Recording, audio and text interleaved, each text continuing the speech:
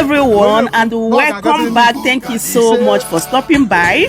My people, interesting days ahead. Yes, so today is day 2 of re-declaration of the restoration of independent states of Biafra. So here is Mr.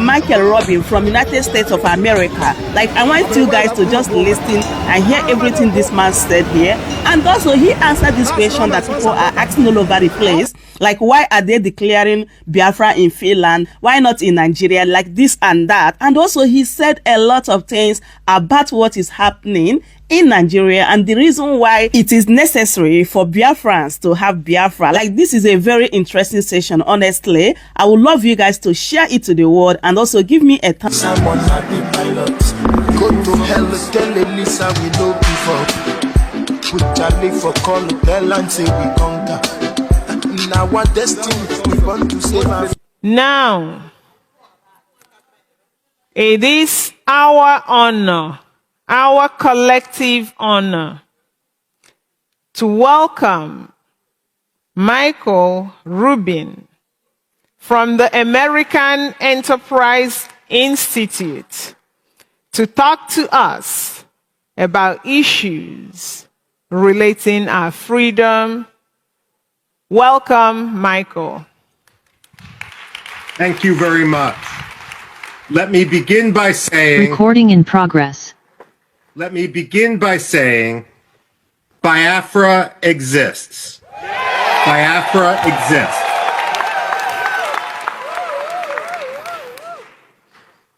When I analyze, it's important to recognize the obvious.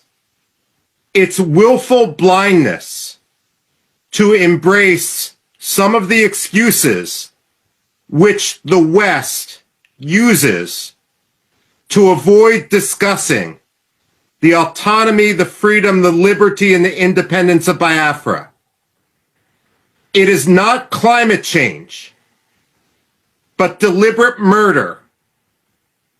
Climate change doesn't hire Fulani gangs to rape and murder in Biafra. The authorities in Abuja do. And we need to recognize that reality. Too often, the State Department, the European Union, the African Union defer to the powerful against the weak. But that's not how human rights work. When it comes to the abuses of the Nigerian government, they must be held to account.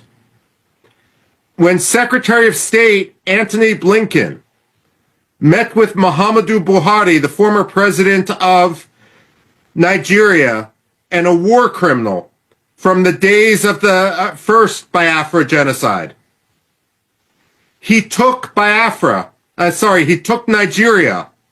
off the State Department's religious freedom watch list. The United States and all other countries must calibrate our policies towards the reality of the way things are, rather than the way we wish things would be. The fact of the matter is, on any watch list for religious freedom, Nigeria should be on its blacklist. It should be its worst tier, because reality cannot be ignored, nor should human rights of all those in Biafra be swept under the bus. Frankly, if Nigeria spent as much energy hunting the perpetrators of violence against the Igbo as they do pressuring Finland to punish the free speech of Biafra's leaders, Nigeria would be a much better place. Unfortunately, rather than reform, rather than embrace liberty, rather than embrace self-determination, Nigeria seems to embrace transnational repression. And that is why all Biafra activists in Finland should be free. Now, a lot of people will look at Biafra and say, you know, we've never heard of Biafra. That reflects their ignorance and their ignorance of history rather than the necessary reality. But then you will have some naysayers who will say, why are you declaring independence, redeclaring independence in Finland rather than in Biafra itself? And again, that reflects an ignorance of history for those who might criticize.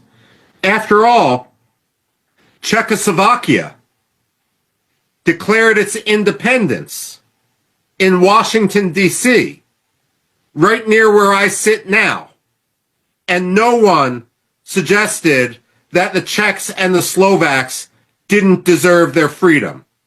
The fact of the matter is, when one faces a lethal threat and lethal repression, you need to assert your freedom wherever you may be, but that doesn't forfeit your rights to your homeland. So, when it comes to Biafra, what I see is everything being done right. Let me put it this way. Again, I say this as an academic. I've been to many places around the world in which people desire their freedom. I've been to Iraqi Kurdistan, Turkish Kurdistan, and Syrian Kurdistan. And I've written a book where, while I empathize with the Kurds, they are not yet ready for independence because they have not taken the basic steps to form a unitary government that can step into the vacuum on day one and lead their people. That is something that the Biafrans have, a mistake the Biafrans have not made.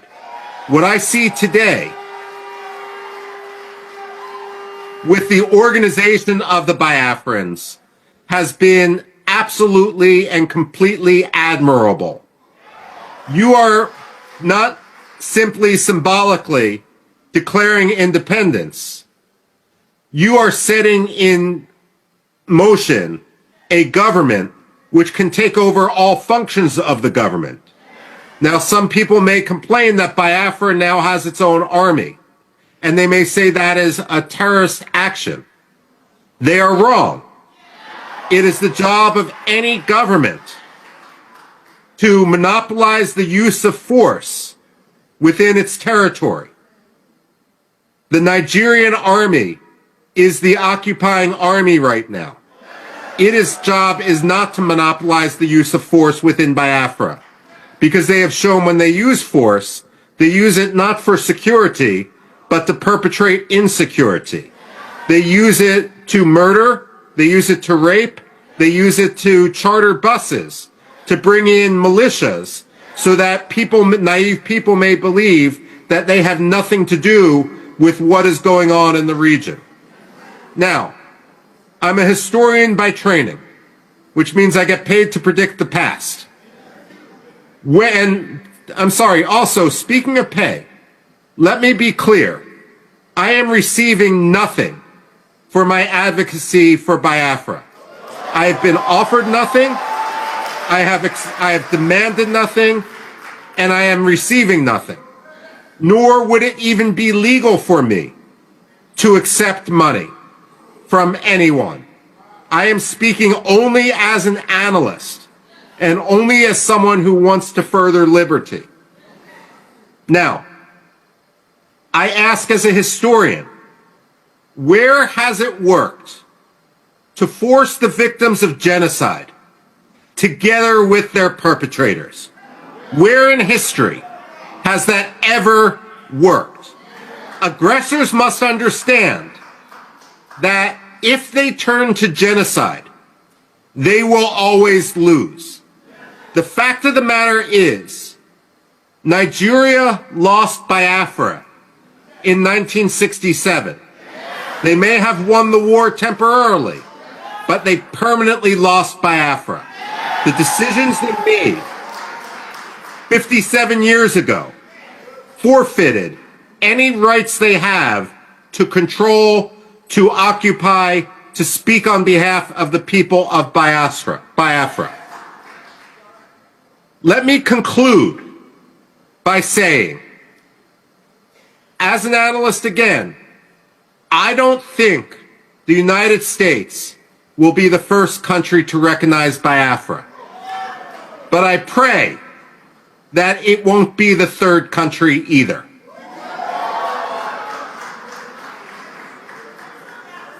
Biafra to move from Finland and to lobby vociferously, night and day, in order to ensure that the African Union recognizes that Biafra is already more organized, already more capable of statehood, already will have a higher standard of living, already will be at peace with itself and its neighbors more than many other African countries. And therefore, it will be a boon to Africa, a boon to the African Union, a boon to the spread of democracy in the region, an anchor for stability in the region, in an area that is increasingly unstable, especially as people come from the north in order to destabilize. So let me conclude by saying with my very short remarks that I wish I could be with you there today. Family prevented me from coming, but I admire what you're doing, I follow what you're doing, and I pray for what you're doing. Long live Biafra.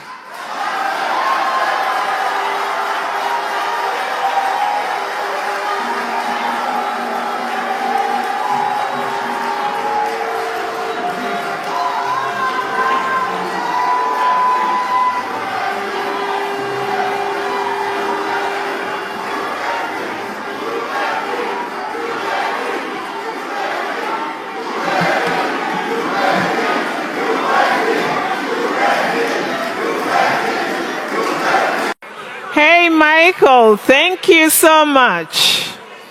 Thank you. Thank you so much. I am sure that they are listening. I am sure that the West is listening. Michael, I am sure the White House is listening. So, Michael, are you open to take one or two questions? If not, yes, absolutely. Okay, thank you. So, does anyone have a serious question for Mr. Michael?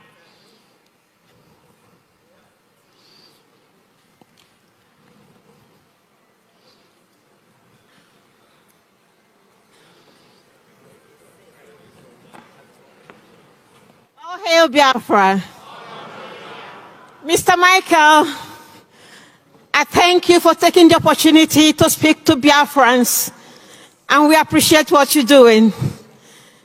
My question is, have you had a cup of tea with Donald Trump this morning? I've had a cup of tea, but that's all. We need to know.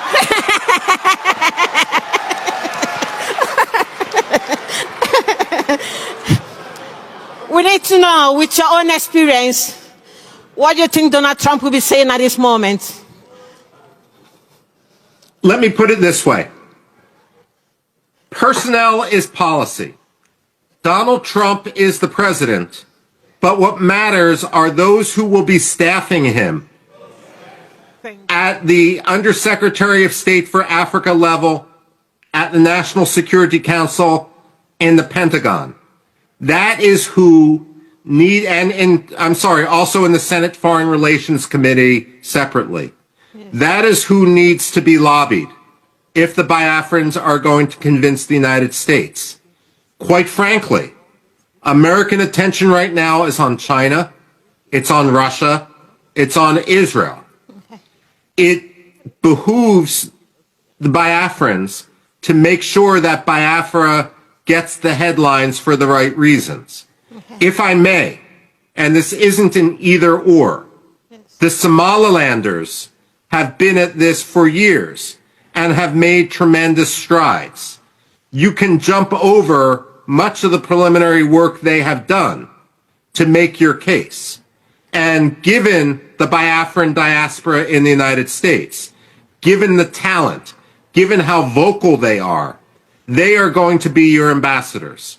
And so I do think it is possible that the United States will eventually see the light. Frankly, I don't think it's possible to go backwards. No. But as Winston Churchill once said, the United States always does the right thing. They just try everything else first. It's important to get through that process much quicker. Thank you very much. Sorry, I didn't introduce myself. My name is Sister Dominica Oleune. I'm from Olo State. Thank you.